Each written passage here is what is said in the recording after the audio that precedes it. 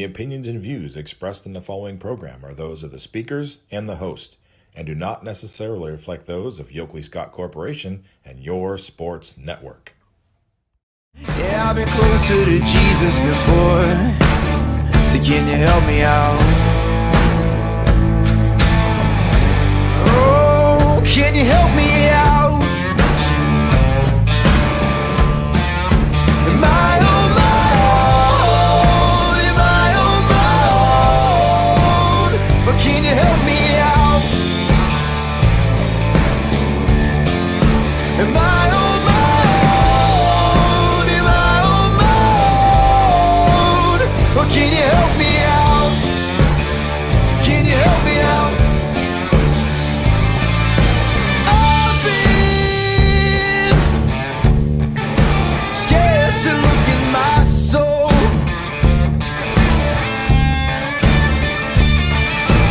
I've been afraid I would follow the road.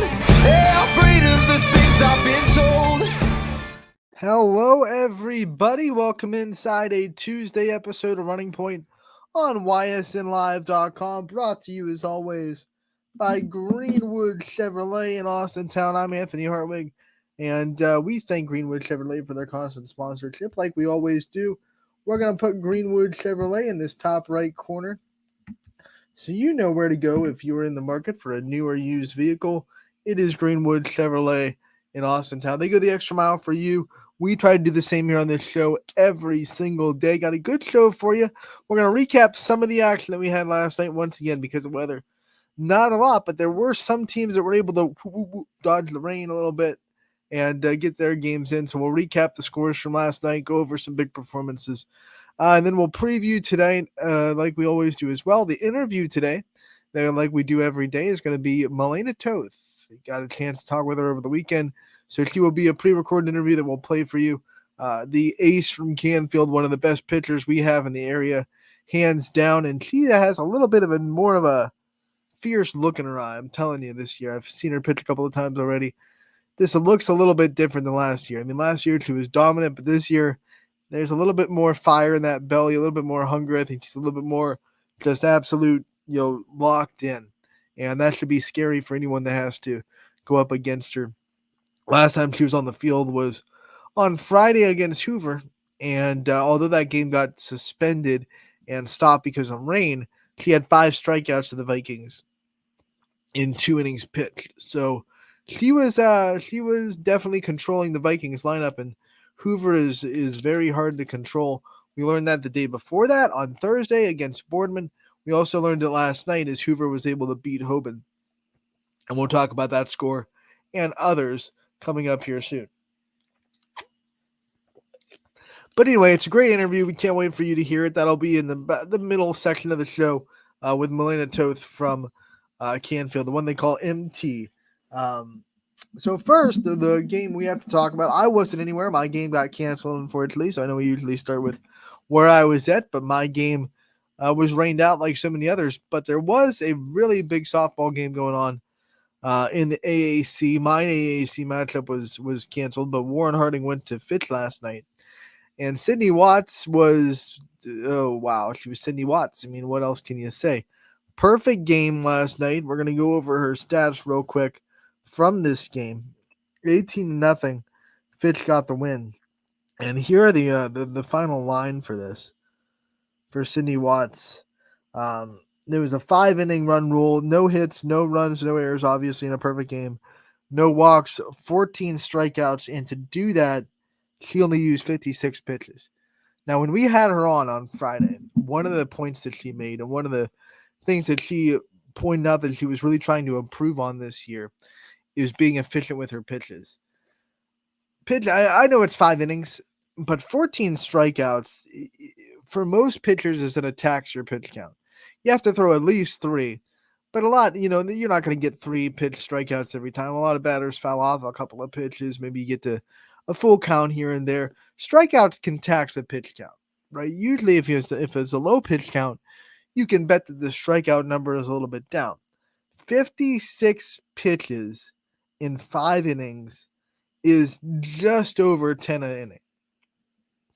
And if you do the math, you think 3 outs, even if there are 3 strikeouts in the inning, the minimum pitches you can use in a strikeout is 9. And to strike out the side is 9, right? 1, 2, 3, 1, 2, 3, 1, 2, 3. That's what they call an immaculate inning, where you just go 3, 3, 3, and you do it away. 14 strikeouts is all but 1 out on the game.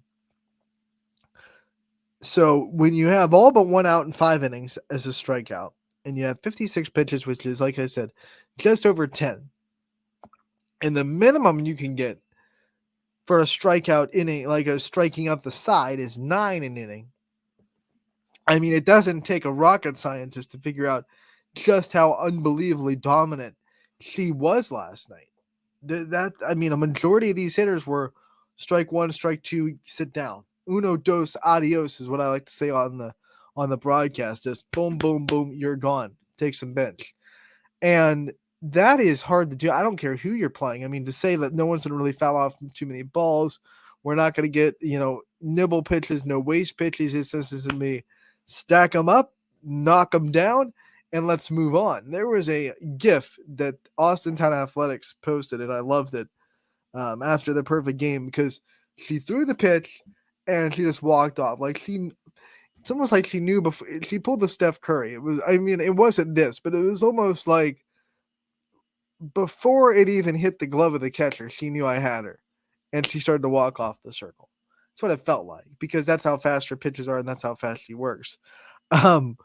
Just an incredible performance. And here's something else I wanted to point out about this game, because if you are thinking of Warren Harding of last year, you would kind of scoff at this, because Warren Harding last year was on the struggle bus. They were not a good softball team. They were really struggling. This year, though, this Warren Harding team is not last year's team. They have 7 wins in the year, and to look at their offensive numbers, they've had a really good offensive year. I'm going to kind of share these offensive numbers, because we don't get to talk about Warren Harding a lot, because obviously they're not a YSN team. But as a team, Warren Harding batting over 300, and they have 1, 2, 3, 4, 5 players in the lineup that are batting over 350. So these are good hitters that are having a good year. 7-win season right now for Warren Harding. This is not the Raiders team from last year that was kind of a pushover in the AAC. Now that's helping a lot of AAC teams out when it comes to, computer points on our power rankings, because they get the 7 wins for Warren Harding. No one in the AAC has less than 7. But this is not your Warren Harding of last year. So to see Sydney Watts dominate this offense the way she did, and not just a no-hitter, not just a perfect game, but almost like as close as you can probably humanly get to just an immaculate game where you're just striking out everybody and it's all in 3 pitches. To do that in 5, I want to do that in 5. That would be what? That'd be 46 pitches, right? No, 45 pitches. If you struck out everybody in 3 pitches for 5 innings, you got 15 strikeouts. 45 pitches would that would be. And Sydney Watts on the oops, I lost the game changer. Hold on. I want to get the number again right. I think it was 56, but I want to be sure. So Sydney Watts on the day in the perfect game threw 56 pitches. 56 pitches. 45 is the number that you would have to get to have this, like, the immaculate no-hitter perfect game where you strike out everybody in 3 pitches for 5 innings. So that's 11 extra pitches she used to get that perfect game. That's probably the best perfect game of her career. I know it's her 3rd so far of her career, but you can't get too much better humanly possibly.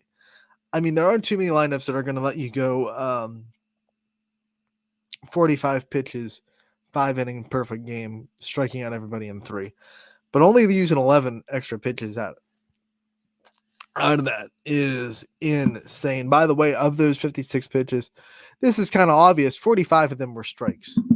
That would be the number, right? That would be the number that would be a perfect game through 5 innings with nothing but 3 pitch strikeouts.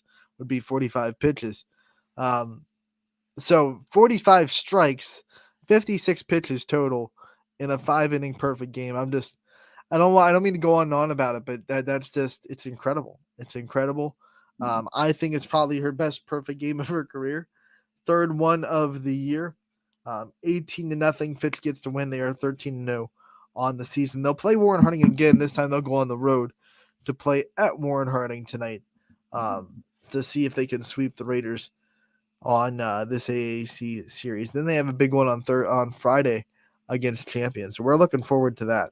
Let's go over some of the other scores that happened last night as well, because there were, like I said, a number of teams that were able to dodge the rain a little bit and get some games in. First, we'll talk about Hoban baseball. Played a really tough Cleveland Benedictine team and lost 4-3. We've talked about this before. When you're playing a really good baseball team like Hoban seems to do every night, they're going to be close games, and things can bounce your way, things can bounce their way. I think this is one of those games that Hoban's going to look back on and be like, man, well, yes, we could have won. We could have had the situational things go our way, maybe a few more timely hits. But at the end of the day, they're going to look at that and be like, we were right there. Like this, if this is a tournament game, it easily could have bounced our way.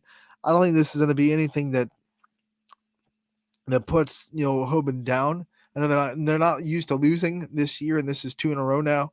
But 4-3 against a good Benedictine team, like that's one of those baseball games that you just know, okay, this didn't go our way, didn't bounce our way. That's baseball; it's fickle, and they can go into tournaments using this game as kind of a boost to say we were right there with a really good team that we might see in tournaments again, maybe regionals.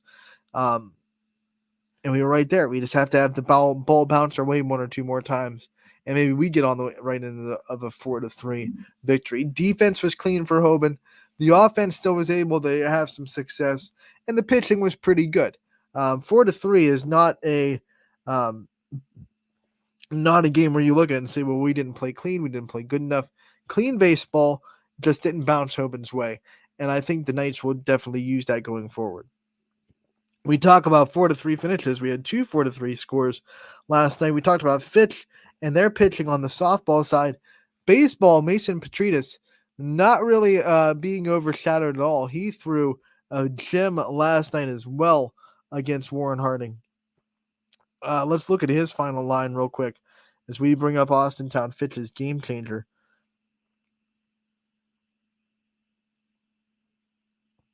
And Petridis' final line, 7 innings pitched, gave up 4 hits. None of those runs were earned, and he struck out 14 hitters. He used 96 pitches in 7 innings with 14 strikeouts, which is a little bit more what we were talking about with Cindy Watts. Like if the strikeout number is high, then the pitch count is going to be a little bit higher. 96 and 7 is what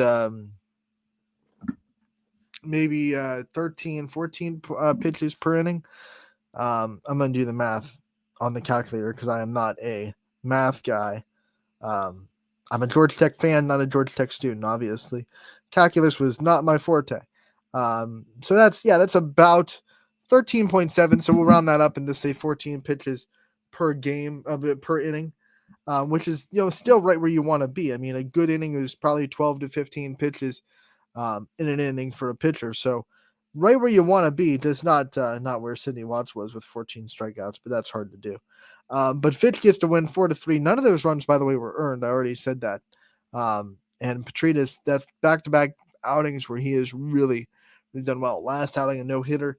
This time, 4 hits, no earned runs, no walks, 14 strikeouts. I think that's the most impressive. 0 walks in 14 Ks. You always want your walk to strikeout ratio high. And a lot of pitchers will hang, like good pitchers will be in the 3-1, maybe 4-1 category. 14-0 is astronomical video game type numbers where you're striking out that many hitters and you're not walking any. And the really impressive thing to do that is you're usually not getting that many strikeouts by staying consistently in the strike zone, right? You're going to try to get some chase pitches. You're going to try to go outside of the zone to get the batter to chase, which is why some strikeout pitchers tend to have a few elevated walks here and there because they get into this mindset where, okay, I have 2 strikes, now I can nibble a little bit, and some disciplined batters will take that and they'll get into a 3-2 count where really anything can happen. But Petridis struck out his hitters, and I think the movement on his pitches is the one big thing. Yes, he worked outside of the zone after he got ahead, but it was just such good movement, such good spin that the disciplined Harding hitters couldn't lay off of him, and that's why they didn't really walk at all. They didn't walk at all. No walks, 14 strikeouts in 7 innings pitched. That's a really good performance. A no-hitter in the outing before. Petritas is really rocking right now. And one of the things that we haven't talked about for baseball yet that we got to start talking about as we get closer to tournament. Remember, baseball regular season is a grind because you're playing 4 games a week. Maybe you have to go and you have to really have pitching depth to have a really successful win-loss record in the regular season. But when it gets into tournament time, you're playing 2 games a week, and it's just boom, boom, and then you're off enough that whoever pitched that first game can go back and pitch the next round. So if you have 2 really good pitchers, you can really make a deep tournament run. You don't need a huge, six arm rotation to get through a tournament. You need one to get a really good regular season record. That's for sure.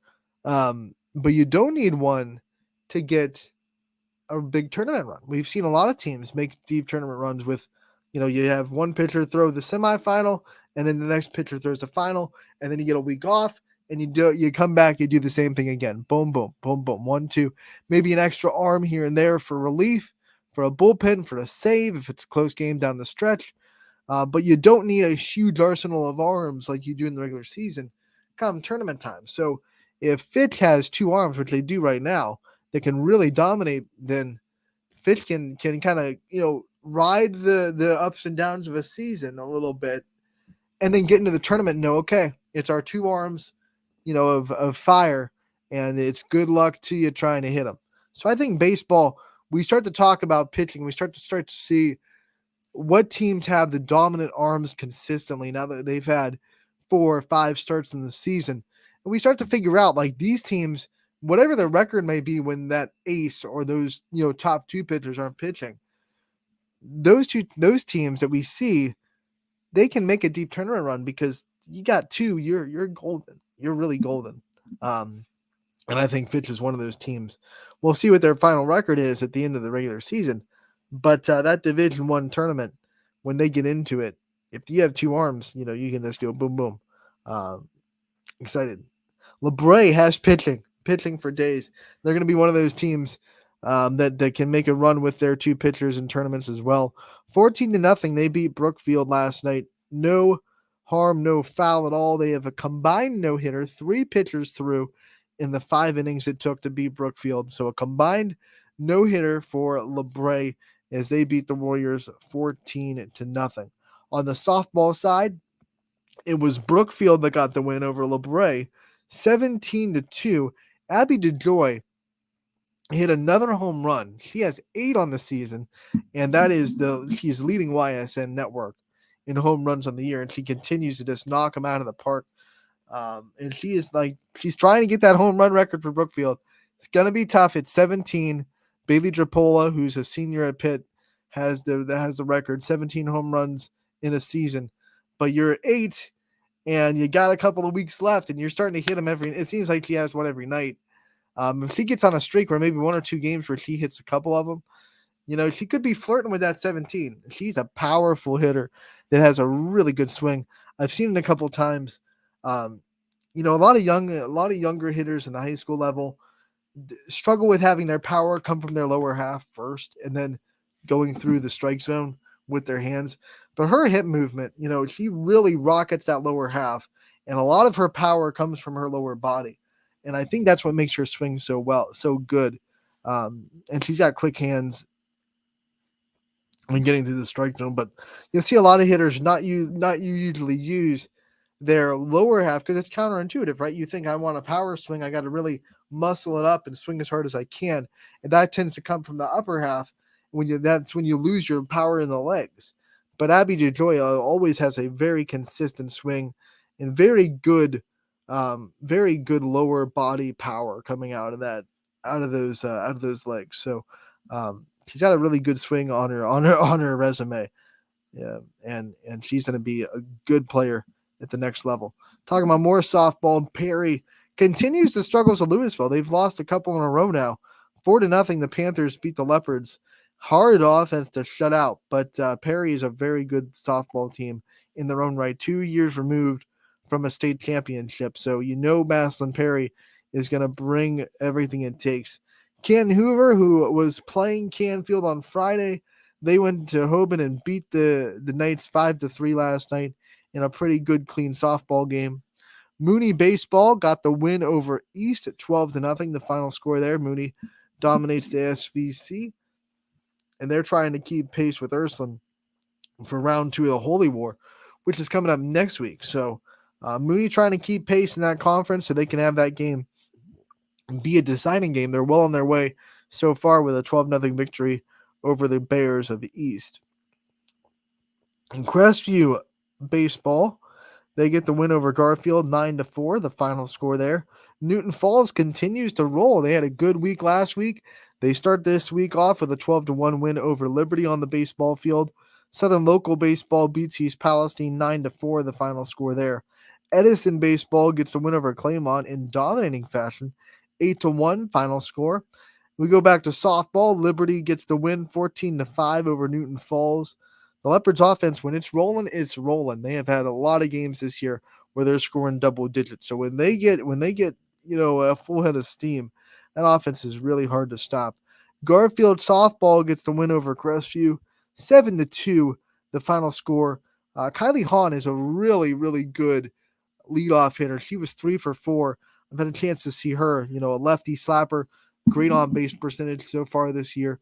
Slapping is something that is not done nearly enough in high school. I think it's kind of, a lot of players are not starting it young enough, and it's hard to teach a player how to do it right. When she's already 15. I don't like, hey, you're speedy, so we're just going to move you to left hand, decide and teach you how to slap. You can get away with that if they're just bunting, but to be a true slapper, it's just, you need to put the time into it and just say, hey, you're fast. We're going to put you on the left-hand side and we're going to have you slap. As an effective slapper, it's not going to work. But Han is a really good one. And I can tell probably she's been doing it for a long time. Her footwork's good. She starts the right part of the batter's box. Oh, that drives me nuts. When I see slappers start too far up in the box. Too far back in the box.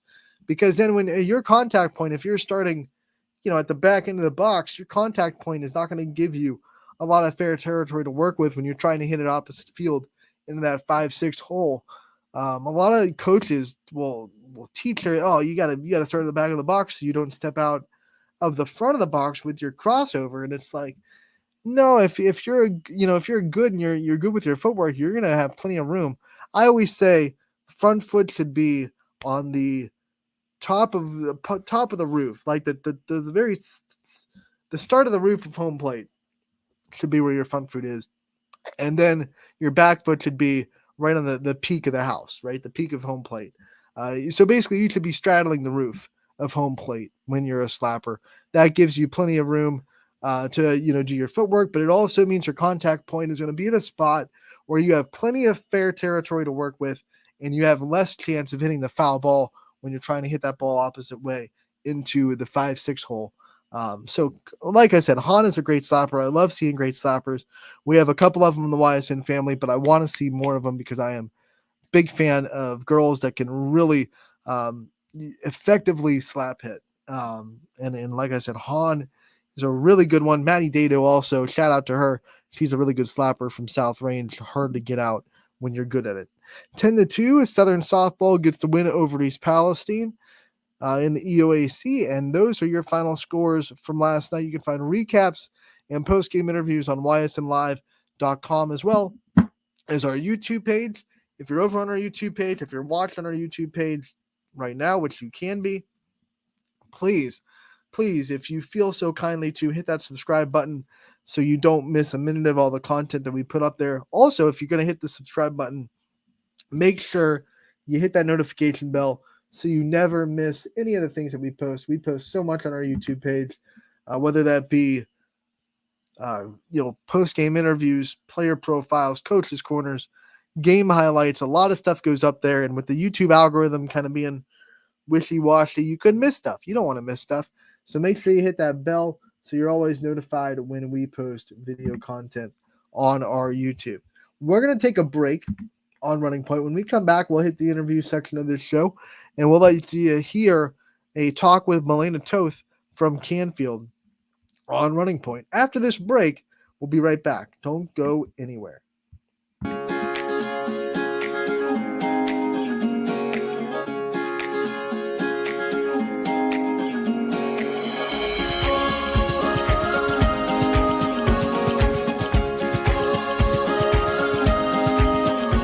Locally owned and operated, Sheely's relaxed shopping experience means browsing and lounging is always encouraged.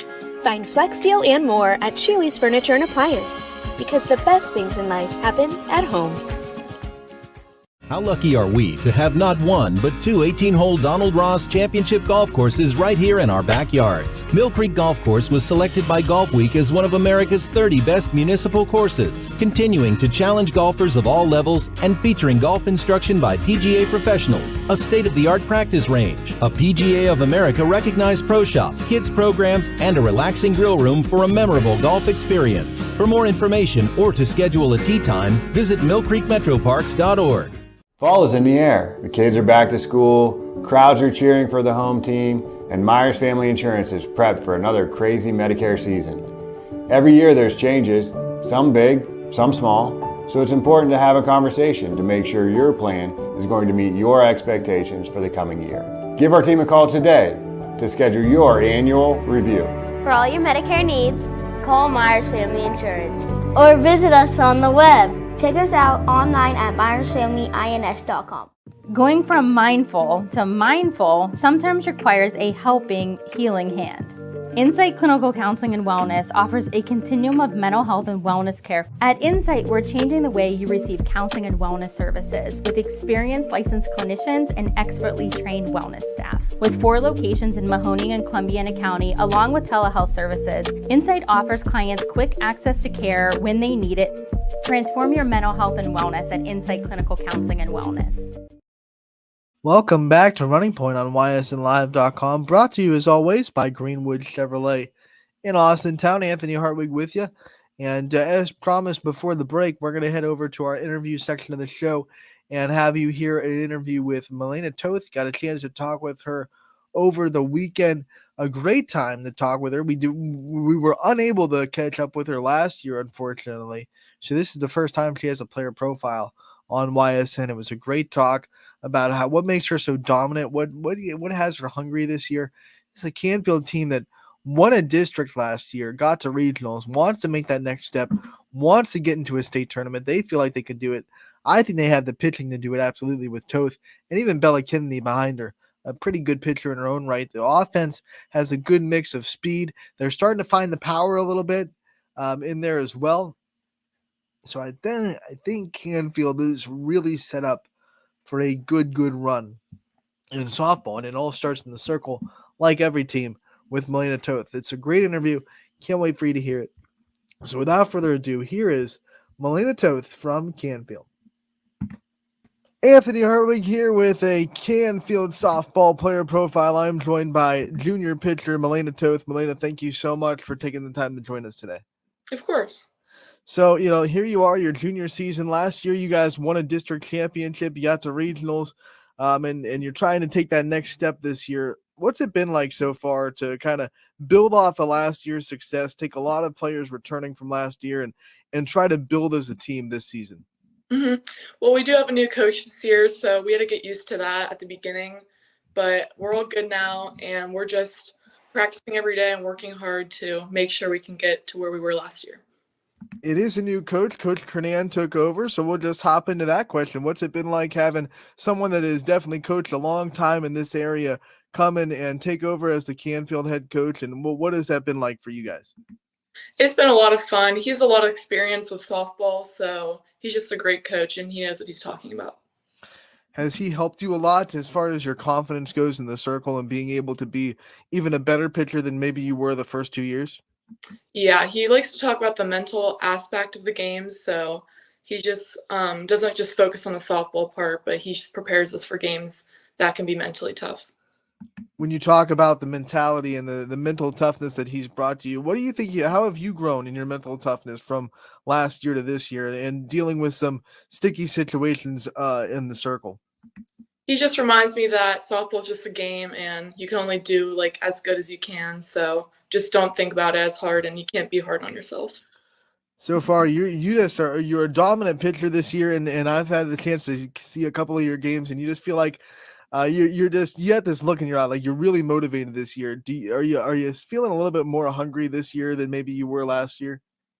Yeah, we made it far last year, but I know we can get further this year. And just playing with all the seniors, they're going to be leaving soon. So I just want to make it a great last year with them. 8 seniors on this team. What's it like to be, led by such a great group, and to be able to watch them lead, and to just be a part of a team with such incredible leadership like that? It's amazing. I've been playing with all of them since I was like 10 years old in Little League. So we have team chemistry, and it's just really sad to see them leave. Now, even though you're not a senior, you are a pitcher, and you're one of the dominant pitchers in the area, which means you just hold a sense of leadership. You have leadership responsibility on this team. A lot of people look to you, when they're down or whatever. What's that like for you, being able to lead, not as a senior, but as an upperclassman? It's amazing just being a role model for the underclassmen and just setting a good example for how they should be. When you watch yourself in the circle this year and you kind of break down your game, what things have you gotten better at? What do you think you're grown in from last year to this year? I definitely think I've gained some speed since I have last year, and my control is better, so I'm able to hit my spots better. Pitchers don't get to your level without help and without the people that kind of help them grow. Who have been some people that have been very intricate in your growth as a pitcher over your career? Definitely my pitching coach, Mr. D. He's been with me ever since I started pitching, so he's been able to get me to where I am today. When did you start pitching, and when did you start to feel like, okay, I can be really, really good at this, and I can really work hard and be a dominant pitcher? I started pitching when I was 9 years old, and I just did it for fun. But then I started to realize that it was more than like just something that I wanted to do off the side. So I just kept practicing every week, and it just became something big in my life. What was there something that made it transition to something that was just for fun, to something that you really wanted to be dedicated to? Was there like a season or a team that you were on when you were young, or maybe a coach you had that really made you fall in love with the sport? Well, my dad was a big part of my pitching experience, so he would work with me a lot whenever I was younger, and just being able to like go out and pitch with him was something that we were able to do together, and I just stuck with it. To be where you are now, obviously you've worked extremely hard and you sacrifice a lot, and there are probably a lot of days when you as a high school person just say like, I don't want to do this. I want to go out and hang out with my friends, but hey, I got to go practice. I got to go pitch. You have to have a drive for all that. So what drives you? What pushes you through those kind of days when you maybe don't want to do the work, but you have to? What gives you that motivation? I just always thought about playing at the next level. That was always a dream of mine. So I just knew that I had to sacrifice some things in my life to be able to get there. And playing at the next level, it's your junior year, which means it's the one where you start to make decisions and you start to, look at places you could fall next year. Obviously, there's probably a lot of people that want you to come play for them. What kind of things do you look for? What kind of things, do you want to see in a program that you can land home in the next couple of years? I definitely look at the coaches. I don't want to play for a team if I don't like the coaches, but if you just like the coaches and like the location where it's at, I would work. You said location. Like, is there a dream spot? Is a dream state, or maybe a dream area where you want to be? Well, I'm committed to the University of Buffalo, so it's only 3 hours from here. So that's like not too far, and that's where I wanted to be at. In the MAC, which means you're going to play a lot of former YSN people in that conference, but the first one to commit to the University of Buffalo. What made you choose them? What made you want to be a Bison? Just like I said, they're close to home. They're only 3 hours. I don't want to be too far from home, and I just really love the coaches and the campus.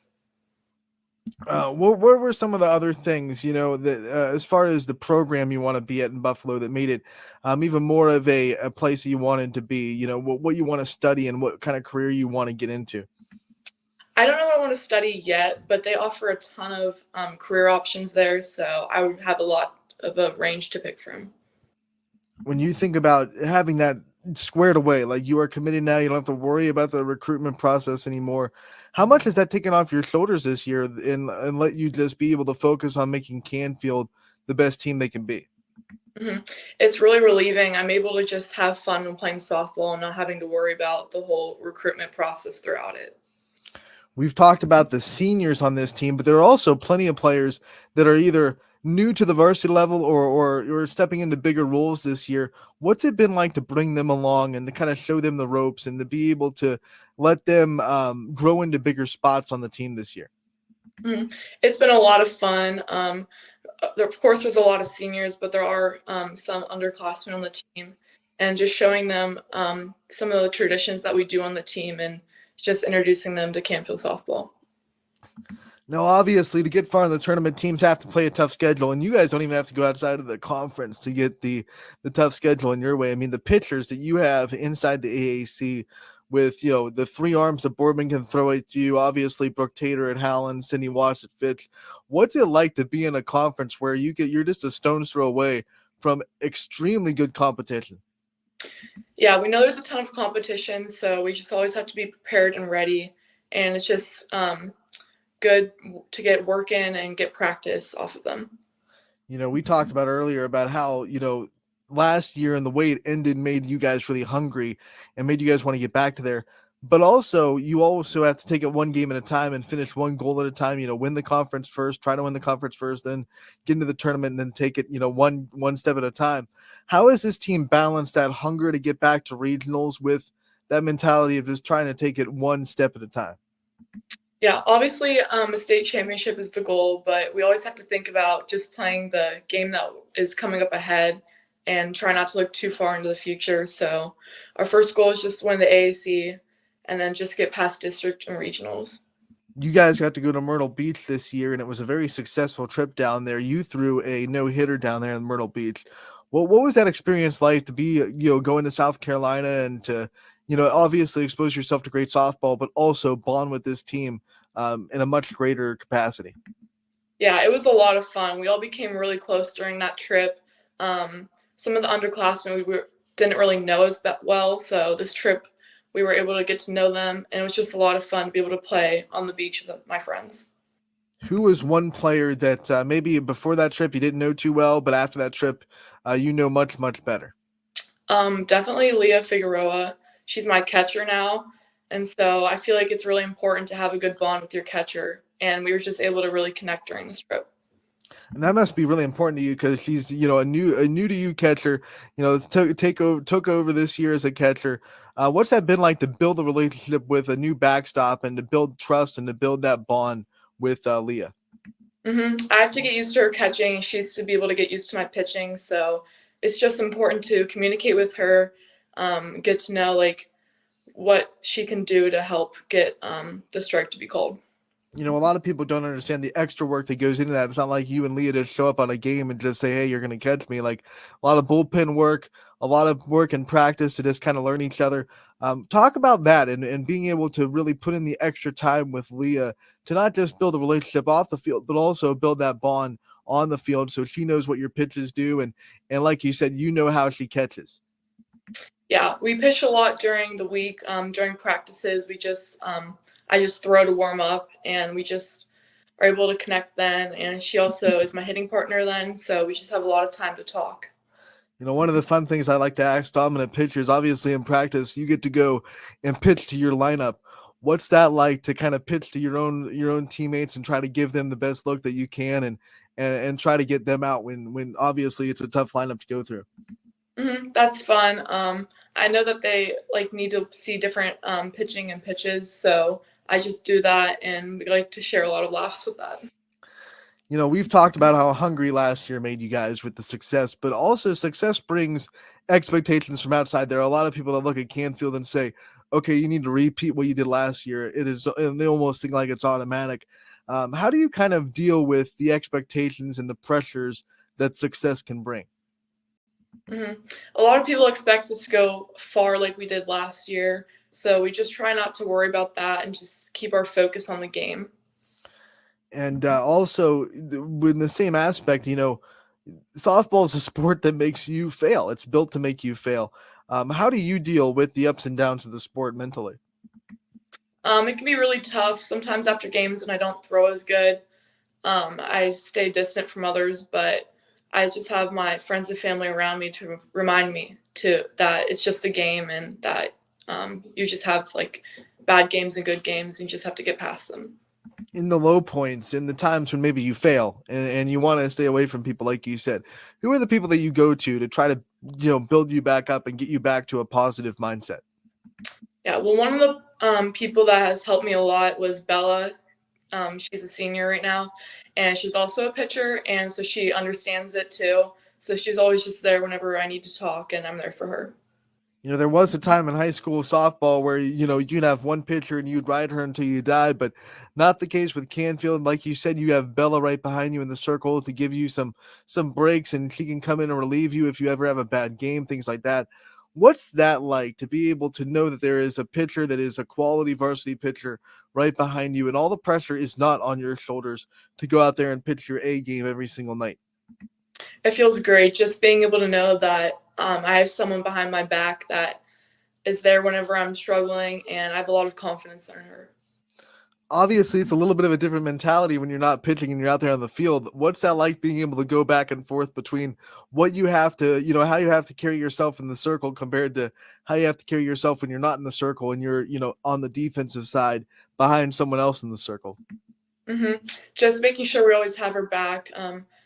As being a pitcher, I know that I like to have a good defense behind me. So whenever I play in the field, I just know to be able to make our plays and just back. And everyone talks about your pitching, but man, you can hit really well too. What's your mindset in the box? I mean, does being a pitcher help you in there, knowing, what the pitcher mentality is, and maybe knowing, okay, this is how I would attack me in this situation? Does that help you in the box?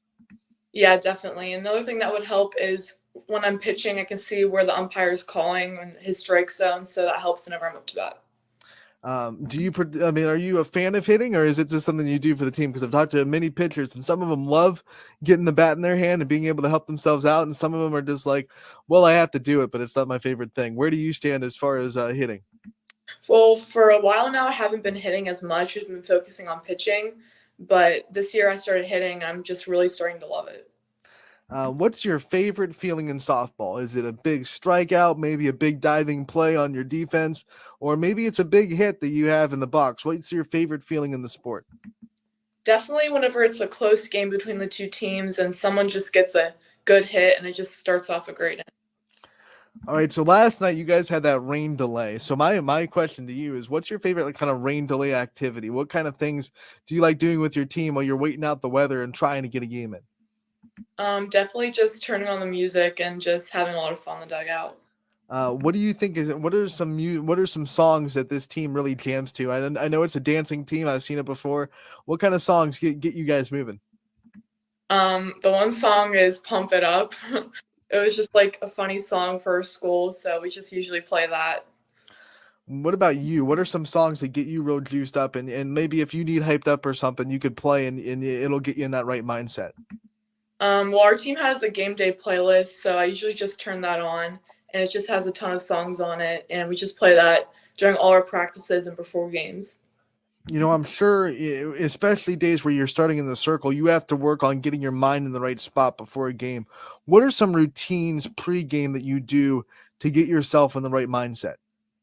Yeah, so before the game, I usually just mentally envision getting a good at bat or a good pitch just to get ready for the game. Last question, as we kind of preview the rest of the season and we go over the things that you think that you're able to accomplish this year, what are some goals that you have already set or are setting now that it's the middle of the season, not just for yourself, but also for the team as we venture into the second half of the year? Yeah, so one goal for me would be to not walk as many people. I've been doing pretty good at that this year, but I just don't want to walk people during games, and a goal for the team would be to get to the state championship. Of course, the Firestone, beautiful Firestone Stadium, now a turf field, so can't wait to see if Canfield's able to get there. Melina, before I let you go, I want to give you the chance to thank your support system, shout out the people in your life that are always there for you, and whoever else you want to thank at this time. I would just like to thank my parents, my friends, and my teammates, and my coaches for always being there for me. Melina, thank you so much for taking the time to join us. We appreciate it. We wish you the best of luck the rest of the year, and we'll talk to you again real soon. Thank you.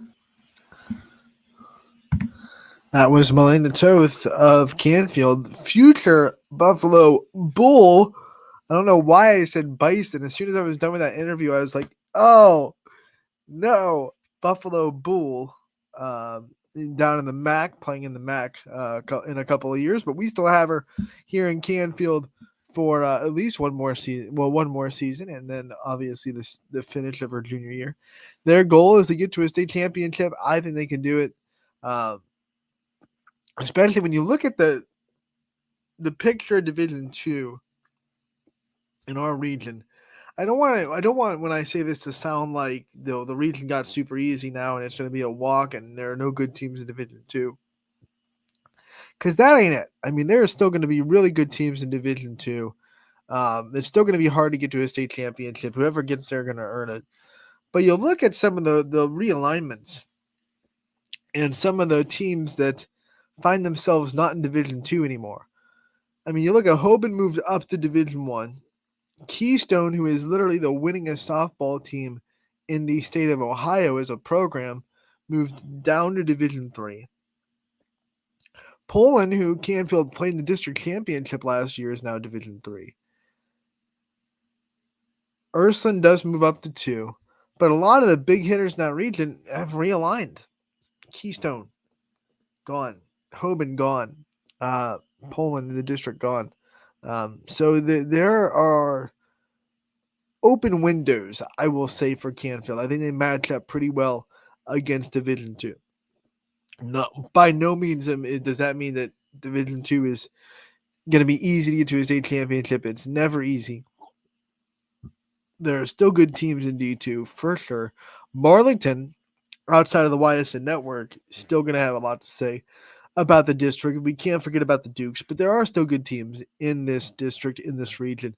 But it's not what it used to be because a lot of teams did move into other divisions. Like Division III this year, for example, whoever gets out of that region in Division III is going to earn it a lot. Oh, by the way, Triway is not Division II anymore either. So Worcester Triway with a Division I Power 5 pitcher commit to Georgia Tech in Carter Wechtel.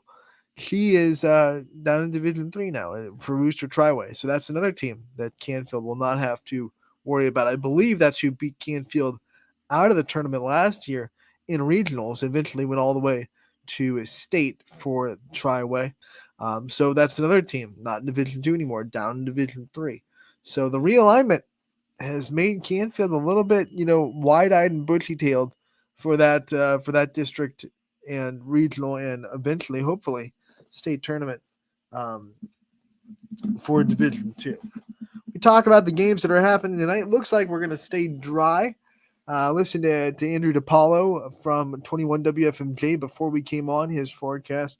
Look good for tonight. The rest of the week, there's going to be some rain towards, I think tonight Wednesday night into Thursday. There's definitely going to be rain Thursday night into Friday. We're going to have to dodge some more raindrops if we want to get a full week of baseball and softball, and that's for sure. But tonight, it should be fairly dry. You might see some scattered drizzles here and there.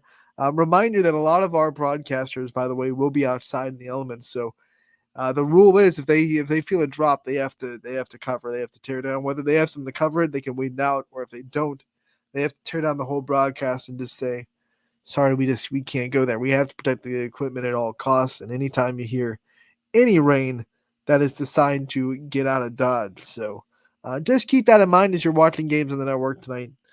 First, we'll go with some cancellations. There are 1 cancellation in baseball tonight and then 4 cancellations in softball. Here's how Baseball will look. The only game canceled, Harlan Christian at Lisbon, is not happening tonight.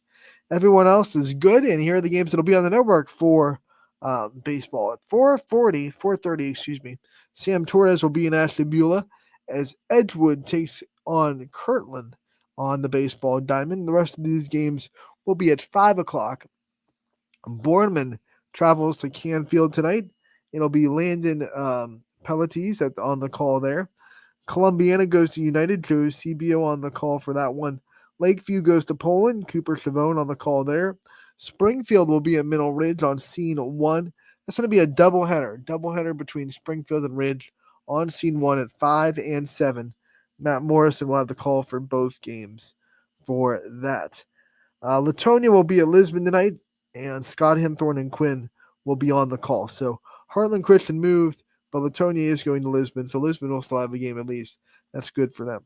Heartland, tough luck not being in a conference. You're going to get bumped for conference makeups a lot. That's one of the drawbacks of being an independent during spring sports. You're going to get bumped when teams that you're playing have to make up conference games, and it's going to happen to you quite a bit. So ADs of independent schools on the spring sports schedule, God bless you, because you're always kind of trying to find a new avenue, find the new game, find the new opponent when this weather hits. So let's go into the games that'll be on the network for softball. Then we'll kind of come back up to baseball and go through the rest of the schedule. Softball, 2 games on the network tonight. Ty Bartell making the trip down to Akron as Hoban welcomes in Highland. And then I will be in Poland as Lakeview travels to Poland tonight. A big battle of the Bulldogs, and if Lakeview wants to keep pace with South Range, right now they're just 1 game back in the conference. Their one loss was to the Raiders earlier. They still have to finish that series this season. So if they want to keep pace and make that game against South Range a one that means like, hey, we can tie for the league, then they have to keep pace. They have to beat Poland tonight. In Poland, it'll be a big game. Battle of the Dogs. Battle of the Blue Dogs, too. Bulldogs, Blue Dogs, Blue Bulldogs. A lot of similars tonight between Poland and Lakeview. Poland trying to spoil the party a little bit and prove their NE8 dominance and try to get back in that 2 spot. Maybe South Range slips a little bit and they can get in there. Who knows? Wyndham will go to Badger tonight. Oh, well, actually, we'll go back up to baseball, go through the rest of the schedule, and then we'll pop back down to softball and give you the schedule there. Struthers will be at Niles tonight on the baseball diamond. South Range goes to Hubbard. Brook goes to East Liverpool. Mooney goes to Howland. Conneaut goes to Grand Valley. Garfield will be at Crestview. Gerard goes to Jefferson. Jackson Milton will be at Sebring. LeBray goes to Brookfield for round 2. Lowville will be at Western Reserve. Newton Falls goes to Liberty. Southeast at Warren JFK. Ursuline will be at Lakewood St. Ed's, and that'll be at Crushers Mercy Health Stadium there. And then Waterloo will go to McDonald. On the softball side, here's the rest of the schedule. Wyndham will be at Badger tonight. Boardman travels to Canfield for round 1 of that AAC matchup. We'll have Cardinal Mooney at Howland tonight. Cheney at East. East Palestine goes to Beaver Local. Garrettsville Garfield will go to Crestview. We have Gerard at Jefferson. Jackson Milton at Sebring. LeBray at Brookfield. Lowville at Western Reserve. Minerva at Salem. Newton Falls at Liberty. South Range goes to Hubbard. Springfield goes to Middle Ridge. Struthers goes to Niles. Ursuline will be going up against Akron St. Vincent St. Mary at Firestone Stadium in Akron. So they're going to be playing at the site of the state championship. That stadium must be done if they're playing. I was surprised. I didn't think they'd be done turfing it yet. Waterloo goes to McDonald. Latonia goes to Lisbon. Wyndham goes to Badger, and then Springfield and Middle Ridge are going to play a doubleheader like they are doing for the soft baseball side of things. I believe, due to time constraints and trying to battle the daylight, that might be a 5-inning doubleheader. But we'll see on that for Middle Ridge and Springfield. Games canceled for softball. Pymatuning Valley at Lakeside has been canceled. Champion at Camel has been canceled. Camel at Latonia has been canceled, so Latonia can go to Lisbon for the league. East Liverpool and Lisbon has been canceled, so Lisbon can host Latonia. So not canceled because of weather, just canceled because they have to make up league games for those. So make sure to get out, support your softball, baseball teams tonight. Check them out on ysnlive.com/live. That's where you can find all of our broadcasts. And they are brought to you for free thanks to our wonderful sponsors on YSN. They will be free up until tournament. Like always, tournament time, we'll have to put up that pay-per-view wall and make it $9.99. But until then, until tournament time, baseball, softball brought to you completely for free by our wonderful sponsors. Thank you for them for letting that happen. That'll do it for today's show. We've kind of run down the night. We've recapped the weekend. We want to thank Milena Toth for giving us her time over the weekend. It was a great interview. Hope you guys enjoyed it.